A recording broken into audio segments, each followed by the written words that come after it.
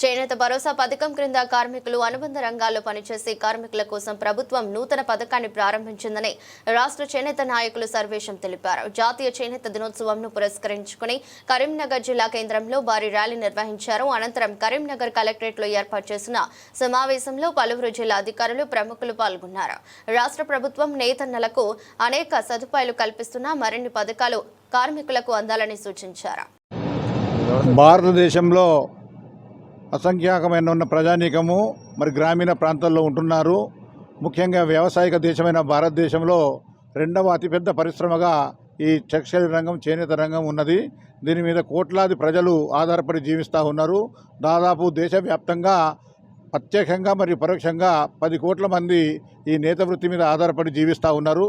మరి ఒకవైపు వ్యవసాయ రంగానికి బడ్జెట్లో కేటాయింపులు కానీ ప్రోత్సాహం కానీ రోజు రోజుకు ఎక్కువైతూ ఉంటే మరి చేనేత రంగానికి కానీ ఈ వస్త్ర వ్యాపార రంగానికి మరి ఎప్పుడు కూడా పెట్టుబడులు రోజు రోజుకు తక్కువగా కాబడతా ఉన్నాయి. వ్యవసాయ ఉత్పత్తులు రోజు రోజు మరి అసంఖ్యాకంగా పెరిగిపోతూ ఇబ్బడిముబ్బడిగా మరి చేనేత పరిశ్రమ దెబ్బతింటూ ఉన్నది.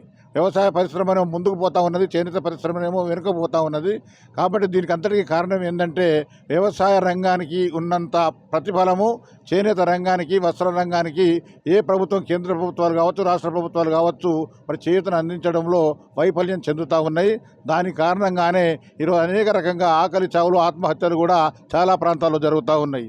ఇవన్నిటిని కూడా ఇవన్నింటిని నిరోధించేందుకు కేంద్ర ప్రభుత్వం చొరవ తీసుకోవాలి, రాష్ట్ర ప్రభుత్వాలు కూడా ఎక్కడి వారు అక్కడ చొరవ తీసుకోవాలి. మరి ఏ విధంగానైతే రైతులకు పెట్టుబడి సహాయము మరి ఇక్కడ రాష్ట్ర ప్రభుత్వం సారిన 10,000 రూపాయలు ఇస్తూ ఉన్నది, కేంద్ర ప్రభుత్వము 6,000 రూపాయలు ఇస్తూ ఉన్నది. ఒక ఎకరానికి 16,000 రూపాయలు. చెప్పండి.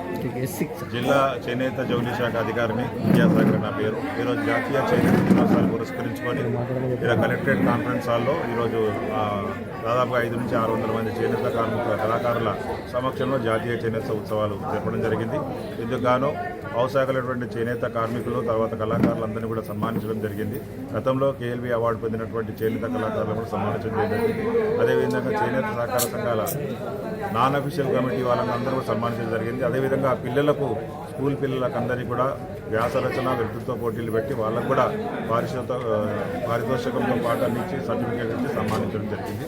ఇది ఇతివృత్తిగా ప్రతి సంవత్సరము ఆగస్టు 7వ తేదీన జాతీయ చేనేత ఉత్సవాలు జరపడం మన ఆనవాయితీగా ఉంది. కాబట్టి ఈ కార్యక్రమం అంతా కూడా మన చేనేత కళాకారుల వాళ్ళ మధ్యలో జరుపుకోవడం మాకు చాలా ఆనందదాయకంగా ఉంది.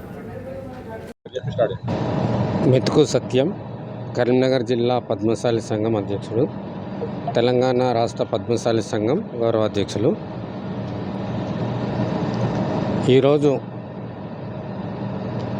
జాతీయ చేనేత దినోత్సవం సందర్భంలో రాష్ట్ర ప్రభుత్వం తరపున ఏర్పాటు చేసినటువంటి కార్యక్రమానికి మరి ఈరోజు గీతాభవన్ నుండి పెద్ద ఎత్తున కరీంనగర్ జిల్లా నుంచి తరలి వచ్చినటువంటి చేనేత కార్మికుల ర్యాలీ దిగ్విజయంగా పూర్తి చేసుకొని మరి ఈరోజు ఇక్కడ కరీంనగర్లో కలెక్టరేట్ ఆడిటోరియం లోపల మరి మహాసభ ఏర్పాటు చేయడం జరిగింది.